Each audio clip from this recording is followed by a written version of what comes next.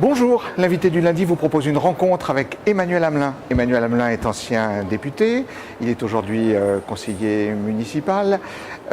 Avant de commencer l'émission, je vous rappelle l'adresse de la rédaction, surftvrédaction@gmail.com. Vous pouvez réagir aux propos d'Emmanuel Amelin et vous pouvez poser toutes les questions que vous voulez. Emmanuel Amelin, je suis très heureux de vous avoir sur ce plateau. Merci, moi également. Alors Emmanuel Amelin, j'ai envie de vous demander dans quelle forme vous êtes à cette rentrée.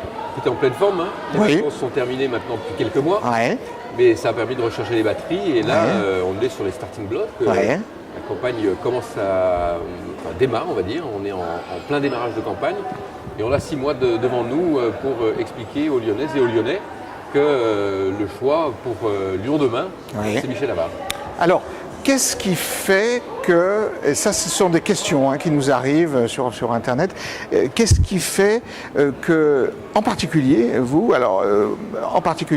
êtes optimiste pour cette campagne dans le duel qui aura lieu à la fin de ces municipales. Quels sont les éléments qui font que votre camp peut être optimiste ? Écoutez, il y a plusieurs éléments. Bien évidemment, il y a l'analyse du bilan de Gérard Collomb sur 2 mandats passés à la tête de l'exécutif lyonnais et de la communauté urbaine. Bien sûr, il y a de belles choses qui ont été réalisées à Lyon. On ne va pas tout mettre dans l'eau du bain et tout critiquer. Mais il y a quand même beaucoup de choses qui sont des ratés. Des ratés parce qu'ils ont été mal gérés par Gérard Collomb. Parce que Gérard Collomb, aujourd'hui, est dans une situation où ils se sont intouchables, donc on assiste à des dérives qui ont été dénoncées. Par exemple, toutes les dérives concernant les relations qu'il peut entretenir avec un certain nombre d'entreprises ou de grosses entreprises avec qui des accords ou des marchés ont été passés. Donc tout ça filtre maintenant de plus en plus dans les médias. Et comme c'est quelqu'un qui gouverne seul, qui n'a pas d'équipe autour de lui, eh bien, il en assumera personnellement tous les risques. Ensuite, dans les choses qui n'ont pas marché à Lyon, il y en a beaucoup. On pourrait citer, à titre d'exemple, le quartier Grolet, l'Hôtel-Dieu, le pont Schumann, etc. La Confluence, où il y a de bonnes choses qui ont été faites, mais une mauvaise vision de l'avenir et une mauvaise stratégie sur la mise en place de cette... Globalement, pour vous, la Confluence, vous l'analysez comment? C'est plutôt une bonne chose. Le principe est bon, mais le principe n'a pas été décidé par Gérard Collomb, mais par ses prédécesseurs. Aujourd'hui, ce qui est important, c'est qu'on se rend compte qu'il y a eu des choix qui ont été très mauvais pour le quartier de la Confluence. Le premier choix, mauvais choix de Gérard Collomb, ça a été sur les voies de déplacement. Ne pas amener le métro à la Confluence, c'est une erreur historique que l'on paye aujourd'hui et que l'on paiera encore plus cher demain quand il y aura la deuxième phase de la Confluence. Donc une seule voie de circulation. Pour un tramway dont on sait qu'il est sous-calibré par rapport à un quartier de cette envergure. Vous dites sous-calibré, vous dites sous-calibré. Un tramway sous-calibré. Mais évidemment, parce qu'il ne transporte pas suffisamment de personnes et il ne va pas suffisamment rapidement. Donc on le sait aujourd'hui, sur un quartier de cette envergure, de cette taille, avec l'ambition qui est portée par ce quartier, il fallait bien évidemment un métro. Donc il ne l'a pas fait. Aujourd'hui, on a beaucoup de difficultés. Les Lyonnais se plaignent de ne pas pouvoir se déplacer là-bas. Les activités commerciales sont en grande difficulté. Le centre commercial, je n'en parle même pas, mais eux, ils souffrent depuis maintenant quasiment l'ouverture. Donc on le voit aujourd'hui, tout ça s'accumule. Et au lieu d'essayer de trouver des solutions pour résoudre ces problèmes-là, eh bien, on est en train de lancer la deuxième phase de la Confluence sans aucune solution supplémentaire concernant les problèmes de transport. Donc vous voyez, ça, c'est des erreurs que les Lyonnais vont payer sur le très long terme. Est-ce que l'ambiance de la politique nationale va influer sur ces municipales ou pas du tout? Est-ce que c'est une élection hors sol, c'est-à-dire qu'on ne tient pas compte des grands enjeux? Vous savez qu'il y a un mécontentement qui traîne dans le pays. Il n'y a pas eu d'état de grâce, ça n'a pas été comme en 81, depuis un an, depuis l'élection il y a quelque chose qui ne passe pas, on ne sait pas quoi, mais on aurait pu s'attendre à une autre période. Et voilà. Est-ce que cette ambiance-là va rejaillir sur la campagne? Sincèrement, je le pense.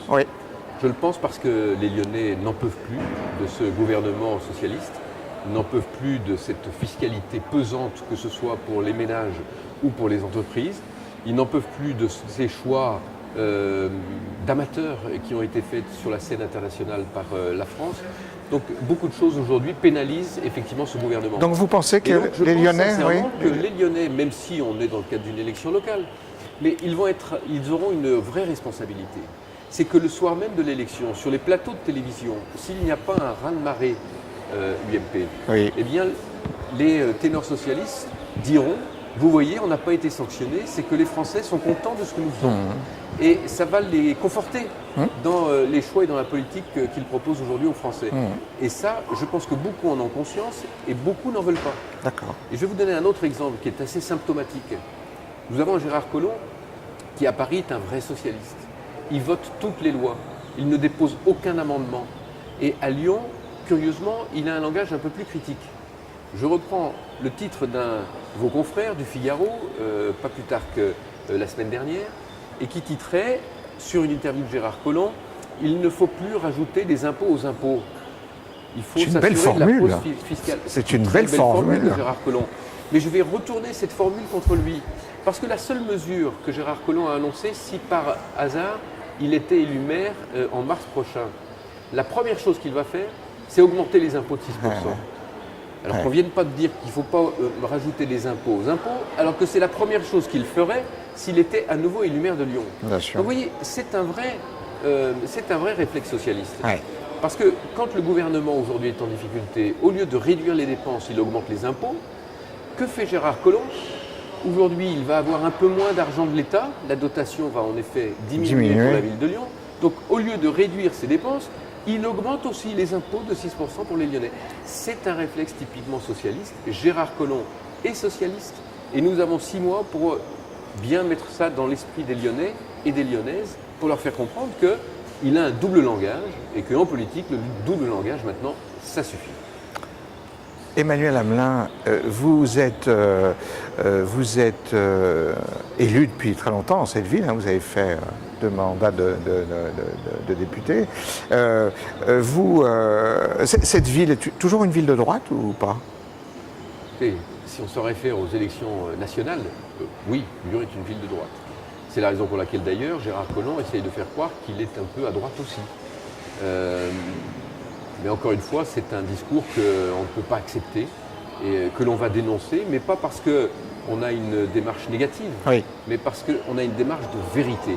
Michel Avare est dans cette élection avec cette volonté de vérité et de transparence vis-à-vis des Lyonnais, ce qui fera une vraie différence avec Gérard Collomb, qui nous a dit beaucoup de choses, qui a fait beaucoup de promesses, et on posera sur la table toutes les promesses qu'il a pu faire aux dernières élections municipales, et le nombre de promesses qui n'ont pas été tenues. Une d'entre elles d'ailleurs, c'est qu'il avait dit qu'il augmenterait aussi les impôts de 6% au début du mandat. Il les a augmentés de 8, une fois élu. Donc vous voyez, tout ça, on va le dénoncer parce que c'est la campagne, et la campagne, ça permet de dire les choses, et je pense que les Lyonnais auront une vraie sensibilité à ce discours. Alors Emmanuel Hamelin, bon, vous savez que vous avez des partisans, évidemment, dans cette ville. Dans quelle place vous verriez dans cette élection municipale? Comment est-ce que vous voyez dans le dispositif de campagne qui, je pense, est en train d'être mis en place? Pour vous, quelle serait la meilleure ou les meilleures solutions? D'abord, est-ce qu'on va utiliser des talents ou est-ce qu'il va y avoir un seul homme? Là, on verra. Mais une élection municipale, c'est un candidat à la mairie contre un candidat à la mairie. Donc il y aura 2 acteurs principaux, évidemment, dans cette campagne, qui seront Michel Avare et Gérard Collomb. On peut penser que les voix s'ajoutent aussi. Évidemment, d'autres candidatures chez les Verts, au centre et ailleurs, etc. Mais pour autant, je pense qu'aujourd'hui, on n'en est pas. C'est pas le moment encore de dire qu'un tel sera ici à tel niveau, ou alors tel projet qu'on aura à proposer aux Lyonnais. Je pense que la campagne, elle a un rythme et qu'il faut respecter ce rythme. Aujourd'hui, nous sommes avec Michel Avare en ordre de bataille.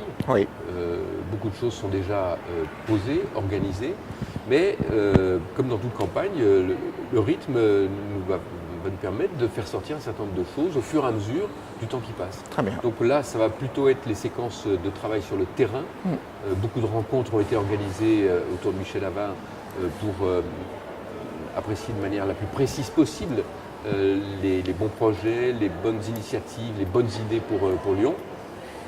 Ce travail est en passe d'être terminé, donc maintenant, eh bien, on va être sur le terrain de plus en plus. Les têtes de liste seront des têtes de liste emblématiques ou pas? Pour le moment, ce n'est pas encore défini. Enfin, vous ne savez la pas. Responsabilité Oui, de Michel Havard. de Michel Havard, oui, oui. Et il a un calendrier pour ça que je respecte sans difficulté parce qu'il me semble que c'est le bon calendrier. Donc il sera suffisamment de temps d'aborder ces questions de tête de liste, de composition de liste ou de projet le moment venu.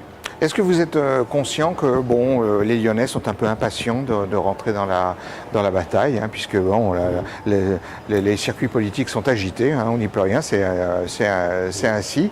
Est-ce que vous êtes conscient que les gens ont envie que cette compétition commence déjà? Alors, elle a commencé bien sûr. Hein. Oui.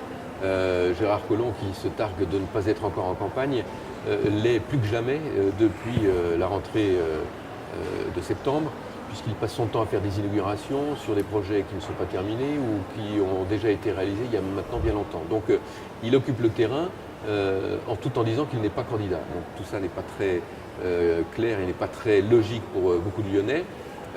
Pour ce qui nous concerne, Michel Havard est présent partout dans toutes les manifestations à la rencontre des Lyonnais. Et pour ce qui concerne ceux qui font campagne avec lui, eh bien, nous allons être très très rapidement sur le terrain aussi à la rencontre des Lyonnais. Bon, eh bien vous l'avez dit, Emmanuel Amelin, on vous retrouve très bientôt. Cette émission va se terminer. Je rappelle l'adresse de la rédaction, surftvrédaction@gmail.com. Vous pouvez réagir aux propos d'Emmanuel Amelin. Vous pouvez aussi poser toutes vos questions. L'invité du lundi se termine. La semaine prochaine, nous aurons un autre invité. À bientôt.